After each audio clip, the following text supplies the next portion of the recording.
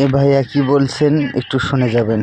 গতকালকে মাইলস্টোন স্কুলের দুর্ঘটনার সময় কিছু দোকানদার 2 লিটার পানির বোতলের দাম নিয়েছে তারা 600 টাকা। আবার কিছু কিছু রিক্সা চালক দেখলাম 100 টাকার ভাড়া নিচ্ছে 1000 টাকা। আপনি চিন্তা করতে পারেন যে এতগুলো বাচ্চা মারা যাচ্ছে, এরপরেও এই মানুষের হৃদয়ে বিন্দু মাত্র কোনো দয়া হচ্ছে না। এরা কবে মানুষ হবে আপনি বলতে পারেন? এতগুলো স্টুডেন্টের জীবন যেখানে শেষ হয়ে যাচ্ছে, সেই সময় তারা এই ধরনের অমানবিক কাজ করতেছে। অথচ দেখেন এই মেহরিন চৌধুরী নামের শিক্ষিকা, যিনি তার স্টুডেন্টদেরকে বাঁচানোর জন্য নিজের জীবনকে বিলিয়ে দিয়েছে, তিনি বলছেন আমি একজন মানুষ দুনিয়া থেকে চলে গেলে তাতে কোনো ক্ষতি হবে না, কিন্তু আমার এই ফুটন্ত ফুল, আমার স্টুডেন্ট, আমার ছাত্ররা যদি দুনিয়া থেকে বিদায় হয়ে যায়, এটা আমি শিক্ষিকা হিসেবে কখনো মেনে নিতে পারি না। তার হাজবেন্ড জিজ্ঞেস করলো যে তোমার বাসায় তো 2টা সন্তান আছে, তুমি একবারও কি তাদের কথা চিন্তা করলা না? তুমি স্টুডেন্টদের কথা চিন্তা করলা? তখন তিনি তার স্বামীকে বলছেন, দেখো এই কঠিন সময় আমি বাচ্চাদেরকে ফেলে নিজের জীবন নিয়ে পালাতে পারতাম, কিন্তু আমি যখন দেখলাম আমার বাচ্চারা, আমার স্টুডেন্টরা আমার চোখের সামনে শেষ হয়ে যাচ্ছে, আমি ওই সময় নিজেকে ধরে রাখতে পারি নাই। এর জন্য আমি আমার বাচ্চাদের কথা তখন ভুলেই গিয়েছিলাম। এবং আপনি জেনে আরো অবাক হবেন, লেফটেন্যান্ট তৌকির ইসলাম, যিনি চাইলে একটা বোতাম টিপ দিলে নিজের জীবন সেফ জোনে নিয়ে যেতে পারতো, চাইলে তার ফ্যামিলির কাছে ফিরে আসতে পারতো, অথচ তিনি ভাবলেন যে আমি যদি এই মুহূর্তে বিমানটাকে রেখে চলে যাই, কোন জায়গায় পরে কত হাজার মানুষের জীবন চলে যাবে।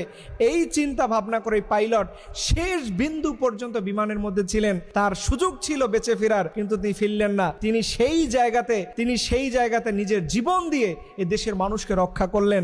অথচ আমরা আসলে কোন মানসিকতার গল্প বলি, অথচ দেখেন দিনে দিনে আমরা কোন মানুষে পরিণত হই। সামান্য 30 টাকা এক বোতলের পানির দাম, সেই পানির মায়া আমরা ছাড়তে পারি না।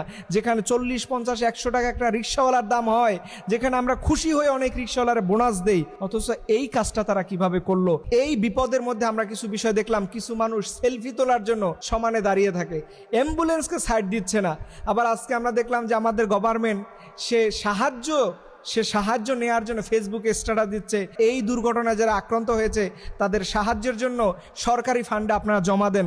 অথচ এই সরকার, ডক্টর ইউনূসের সরকার, গত কয়েকদিন আগে নিষিদ্ধ পল্লীতে 2 কোটি টাকার উপরে অনুদান দিয়েছে, তখন তার সাহায্যের দরকার হয় নাই। এই নিষিদ্ধ পল্লীতে তার টাকা দিতে ভালো লাগে, অথচ এরকম বাচ্চারা দুনিয়া থেকে বিদায় হয়ে যাচ্ছে, তাদের জন্য তার খয়রাত চাওয়া লাগে। এটা আমাদের জন্য অত্যন্ত দুর্ভাগ্য এবং লজ্জার যে ওনার মতো একজন মানুষ থাকার পরেও এই জাতীয় খয়রাত চাওয়ার অভ্যাস ওনার মধ্যে থেকে যায় না। একটা কথা মনে রাখবেন, সবার জীবনে সারা জীবন বিপদ আসবে না।